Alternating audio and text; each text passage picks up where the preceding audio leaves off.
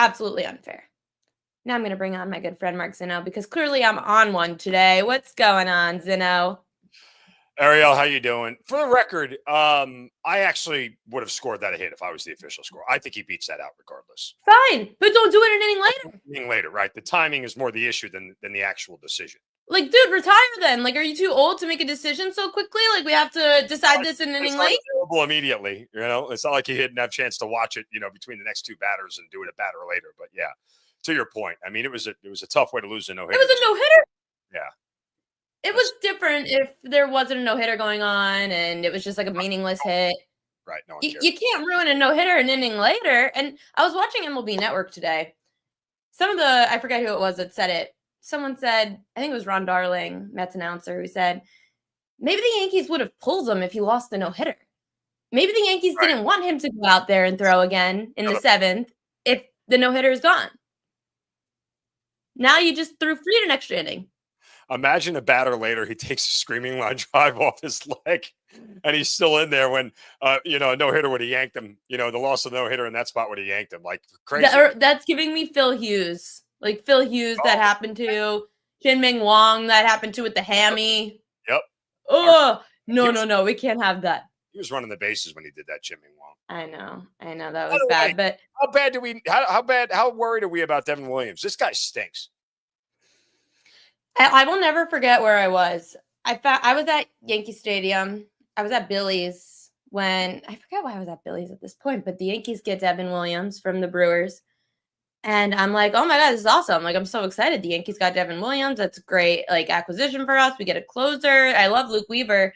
Wasn't sure how lucky we got with Luke Weaver last year. All the Brewers fans hitting me up. You have no idea. Good luck. I'm like, oh, come on. Like, he can't be that bad. Like, he's one of the best closers in baseball. They hate him. Here's the thing. Like, as Yankee fans, you have to understand, like, we will always have a distorted view of closers because of Mariano. Yeah. Right? And we all can openly say privilege. I'm Mariano privileged. Right. We all openly say, look, no one's going to be Mariano. All Yankee fans know that.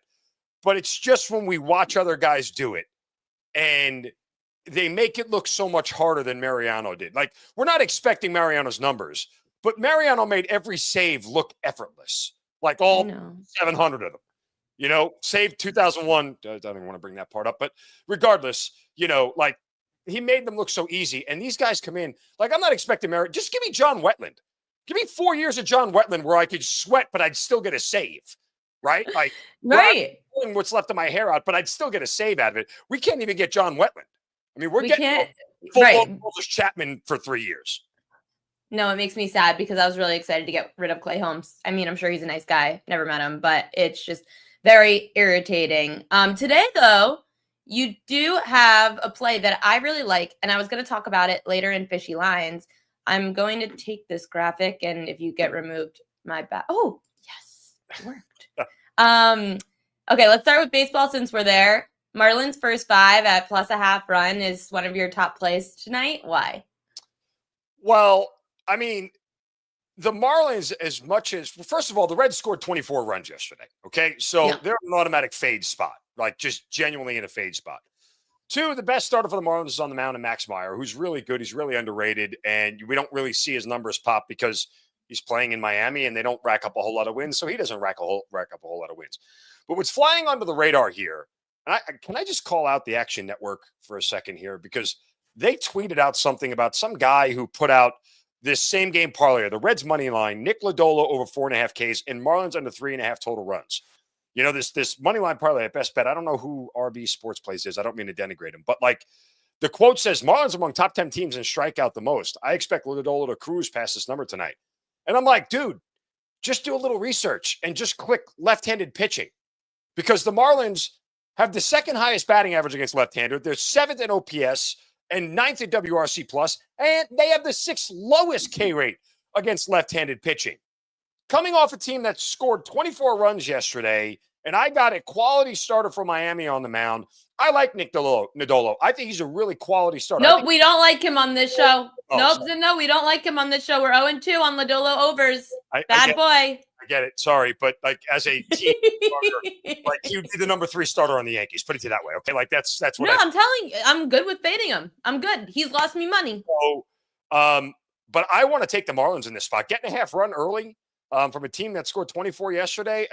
Just, again, I don't mean to denigrate that Action Network dude, but I'm like, come on, man. You can't just look at the Marlins strikeout prop and not click left-handed pitching and see that they're facing a lefty and how good they are and just completely ignore that. I think it's amazing that you saw this because I had this theme, like come to Jesus moment this morning.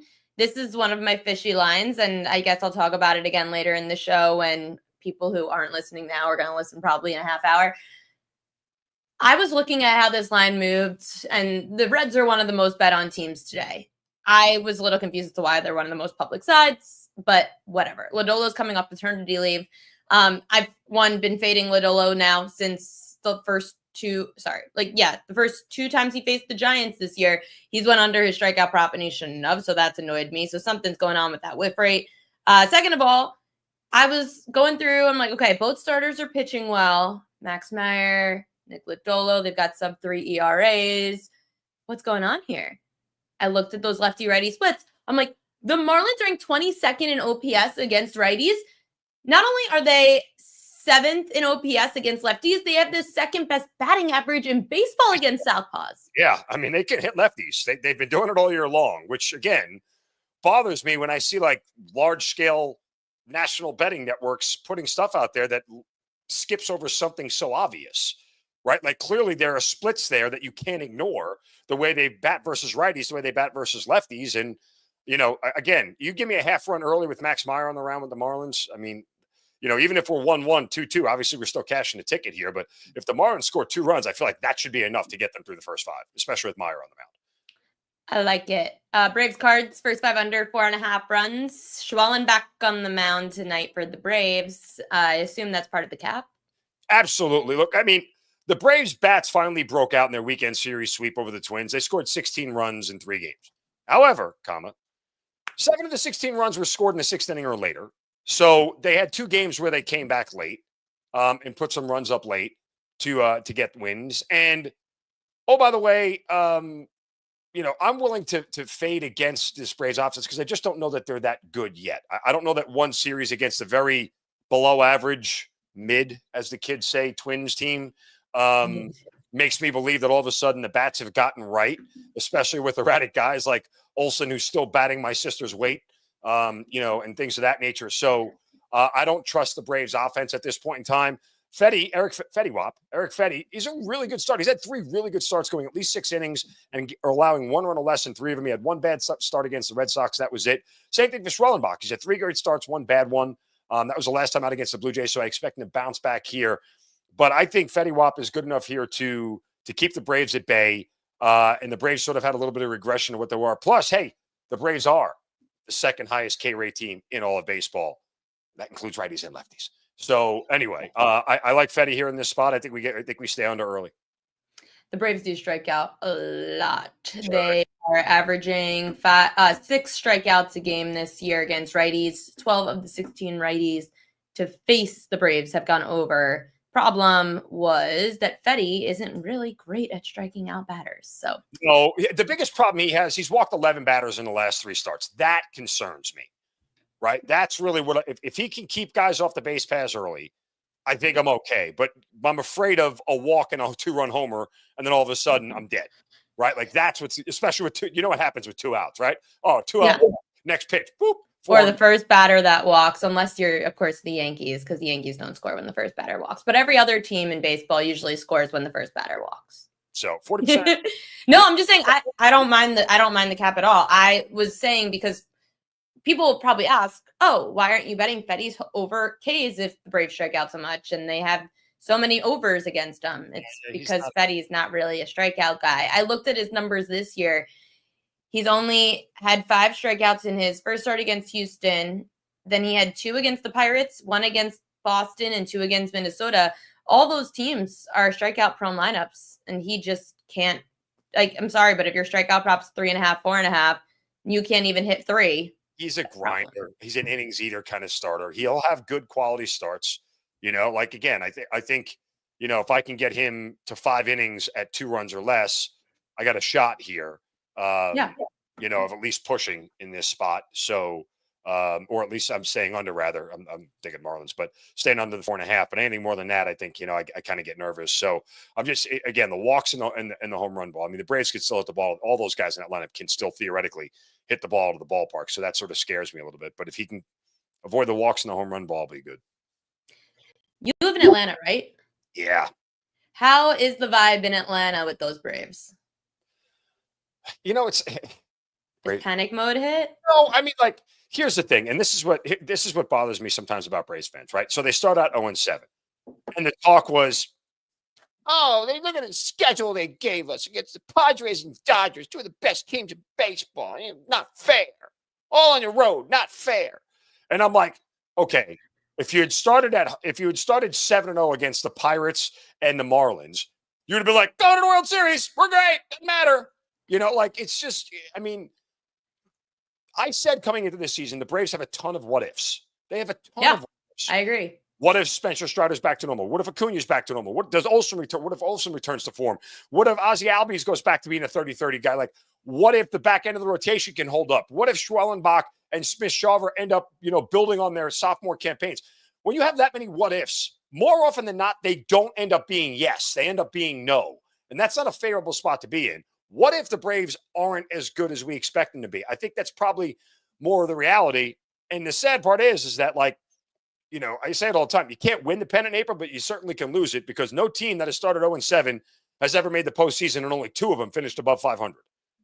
If there is a team that I have faith in, it's the Braves. I am a little concerned with what did happen this weekend with Snedeker, the manager, and Ronald Acuna Jr., the whole tweeting. That's the buzz thing that's going on, man. Like, I think people are, look, objectively, people are going to default to race here. He did it to Acuna, did it to Ozuna, did it to Albies, I think. I forget who it was. They were all Latin players. And of course, Kelenic, is the guy, the white dude who doesn't get anything said to him. I genuinely think Snitker missed it. But he does step in it here. Like, objectively, it's one of those things where you've held the line the whole time about this being an issue for your players, and the optics of it don't look good. That said, the biggest thing is that you got to have the veteran guys in the locker room to get through this. Freddie Freeman's not there anymore. Dansby Swanson's not there anymore. So I don't know, even Charlie Morton to a certain extent, who's been around for a while, not there anymore. Like, the veteran leadership is kind of gone right now. And the only leftovers you have Albies and, obviously Riley and Acuna from the World Series team that are the big names that are there. But it's like, okay, who's the voice that kind of calms this whole thing in the clubhouse and makes everybody just fall back in line? I don't know what that is. I still have a lot of questions about this Braves team.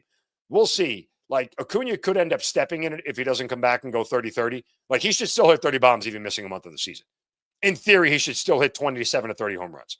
If he doesn't. Yeah, but he can't be as active on the base paths after the injuries that he's had to his career. I mean, I was waiting and looking for his understolen base prop on the season. Of course, the book's never going to drop it because we didn't know how often or when Acuna would be playing. But he quoted something along the lines of, I don't care about stealing bases. I just want to stay on the field. Yeah. And that's it. And that's a problem. And now you're going to have a guy with 2 knee surgeries who doesn't really bust it out of the box to begin with. He ain't never busting out of the box this year. It doesn't matter.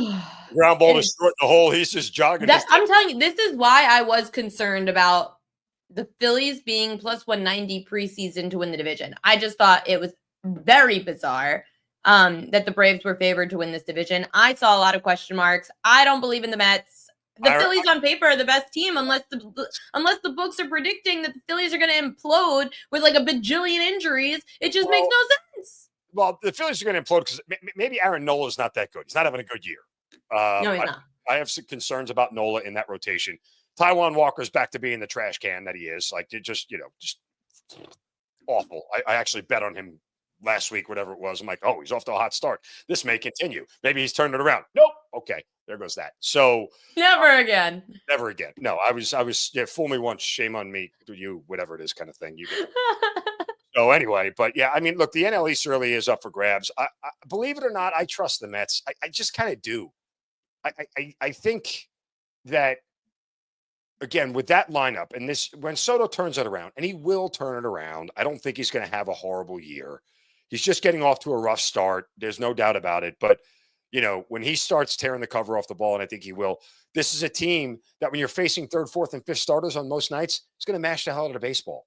They're going to score a ton of runs. And I just think that's enough to carry them into October, in winning a division. That's about where it'll end, though. They may be right. You may be right. But as far as winning the division is concerned, I took a flyer on the Mets because why not? I'm pissed enough at the Yankees and what they do. So we'll stay with New York because in New York at the Garden, well, in New York is also the Mets tonight, but also in New York, where we don't have to postpone playoff games like Minnesota does because our teams are in town. We're all spread out here. The New York Knicks are hosting the Detroit Pistons for Game 2. You like the Pistons team total over 106.5. Why? Can I just have a second here to hit the rewind button? We're friends. We've known each other for a hot minute now, and what I went through on Saturday night was enough to make me want to quit gambling altogether. Oh no! What'd you do? I had the Pistons +7 because I thought that there was no way the Knicks should be laying that kind of number to a team that they lost 3 out of 4 of that doesn't even resemble anything that looked like the playoff team from last year that limped into the postseason. And I said to myself, this is a young Pistons team, and it's game 1. If any game that they have a shot to steal, it's game 1 because they just don't know the rigors of the NBA postseason yet. And I was right for 3.5 quarters. I mean, Ariel, if there's a way to go down in flames in sports betting, I often do it more often than not. Like, I would have loved for the Knicks to just kick their ass and won 140 to 90. Then have to go through the meltdown that you went through. Run, like a 21 zip run over 4.5 minutes in the fourth quarter. They're up by 8, and I'm catching 7. I got a 15-point cushion with 9 minutes left, and they lose by 11. Oh, that's brutal. And I'm a Knicks fan, so part of me was like rooting for the Knicks to get back in it. I'm like, this is great. I might bet this live and try to middle this thing and take the Knicks on the money line. But I was just like, you know what? Let me just be a fan for a minute and take the Knicks win and the cover. I mean, I couldn't be pissed because the Knicks won, but I was infuriated that I lost a +7 bet. That was a 5% max play for me, by the way. And it was awful. Like, that's how I felt last week when I had the Royals to avoid the sweep against the Yankees, and Cody Bellinger made that amazing play in right field when the Royals should have gone ahead on that hit. I said, okay, I should be happy because I'm a Yankees fan.